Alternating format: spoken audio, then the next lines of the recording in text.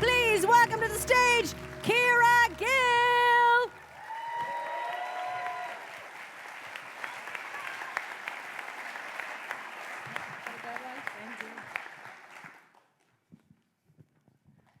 Oh my God, I have imposter syndrome, like I've never had before. How's it going? My name is Keira Gill, and I'm from Coolock. Don't believe everything you read about people from Coolock, where are we? And your handbags will be all right as well for now.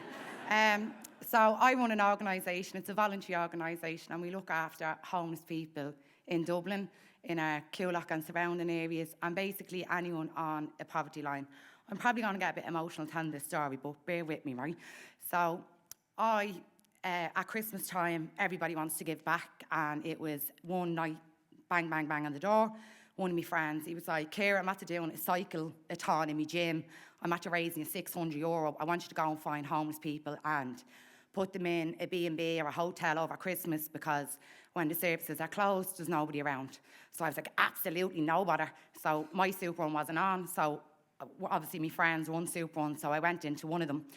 And as I was walking up to the soup run, I was all the usual suspects coming over, give me a hug and catch up and have the chats and whatever. So I went over to my friend to tell him why I was there. I was like, I need to find people to put them in accommodation over the next couple of days while there's nobody around. So in the corner of my eye, I saw this girl, and she had a sleeping bag, and she was clutching it. And when I say she really stood out, she didn't belong there. She didn't look, not that you need to look homeless, but she really didn't look homeless, and she looked absolutely terrified. She had, like, you know, when someone has, like, the eyeballs that look like rabbits caught in the headlights, that's what she looked like. The sleeping bag was clutched tight, and she was well dressed, so I approached her. And I was like, what are you doing out here? Like, you know, my name is Keira, I run a lending hand. And she said, I'm an alcoholic, and my husband threw me out. She said, I live a really beautiful life, and she said, we've a really beautiful lifestyle, and I've been affecting him and my kids for too long now. And she said, I'm not even angry with him. It was the right thing for him to do, she said, because if he didn't do it now, I was never going to get my shit together, basically. So she said, but when I came here for help tonight, she said, I was handed a sleeping bag. She said, and the thoughts of lying in a doorway in a sleeping bag, she said, I'd rather not be here, because I won't survive the night on the streets. So I was like, fuck. So I was like, well, it's your lucky night, because I've got money in my pocket. We're going to sort you out. See, we're not all bad from Coolock. So I said, so all right, come on, we're going to go online. We're going to find you a decent B&B for a week anyway. It'll give you a week over Christmas to link you in with the right services, the right people that can help you. And she was gung-ho. She wanted to do this herself as well. So we went online and we looked up suitable accommodation. We found some on Gardner Street, and one of the better ones. And we decided to walk from Grafton Street to Gardner Street. And we were chatting, and she was telling me her life story, and she was telling me how amazing her life was. They travelled the world, money wasn't a problem. She was like, but alcohol was a huge problem. She said, you know, no addict out there doesn't have trauma. I can guarantee you that after 14 years, nobody on them streets doesn't have trauma they're dealing with. So she had her own trauma that she was dealing with. She told me how scared she was, that her husband never threw her out. He always threatened to throw her out, but he didn't. So as we were walking along, she was saying, you know, why do you do this? Why are you helping me? Like, you're a stranger, like. And I was like, that's what I do. I get a kick out of it, like, you know. I could be doing worse things, like. So, being from Coolock and all. And, watch your handbag. So we're walking up, and she's telling me her life story, and I'm telling her a bit about my own and stuff. And I'm like, look, I believe in you. I'm listening to you, and I believe in you. I meet a lot of people, you know, that tell me stories and whatever, a lot of strangers. But I really believe that you're going to do this, because I really believe you're going to fight for your husband and your kids, and they want you back. So we brought her to the B&B. I got her in, checked her in, brought her to the room. In the meantime, we stopped at the shop. I bought her a load of supplies to keep her going for a few days.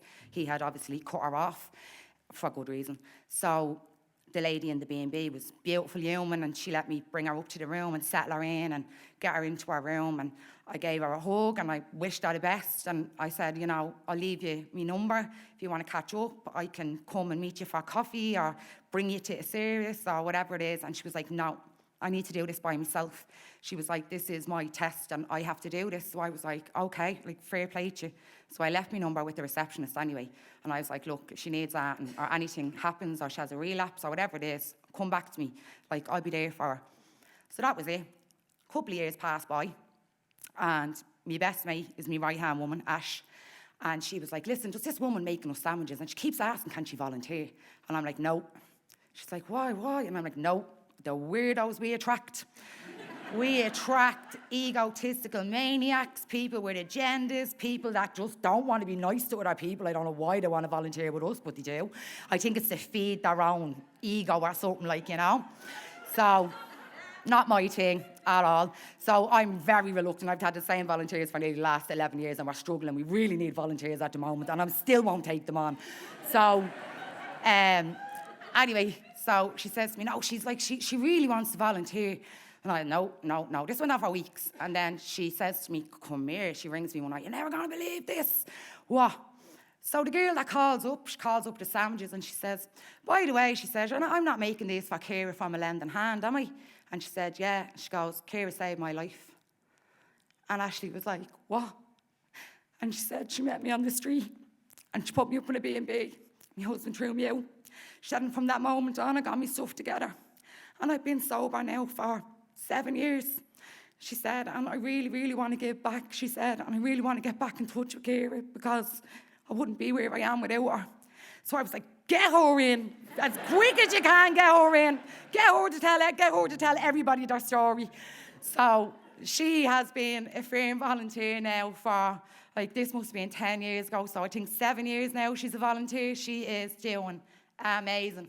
She is an inspiration to everyone that she meets out there. She volunteers with us in animal charity in Africa. She helps children there. She supports families. She's back with her husband. They live a fabulous life, and one she feels really guilty for. That she shouldn't. She really, really shouldn't feel guilty for. She deserves it. If anyone deserves it, she really deserves it. So we're firm friends now. A long time, and she keeps me going, and stories like that keep us going, because we always meet strangers that have a story. Not all of them make it out, unfortunately. We've lost a lot of people along the way. But it just goes to show, when a group of strangers came together to give back through a cycle-a-thon, they never thought they were going to give somebody back their whole life, and that's what they done. So, thanks.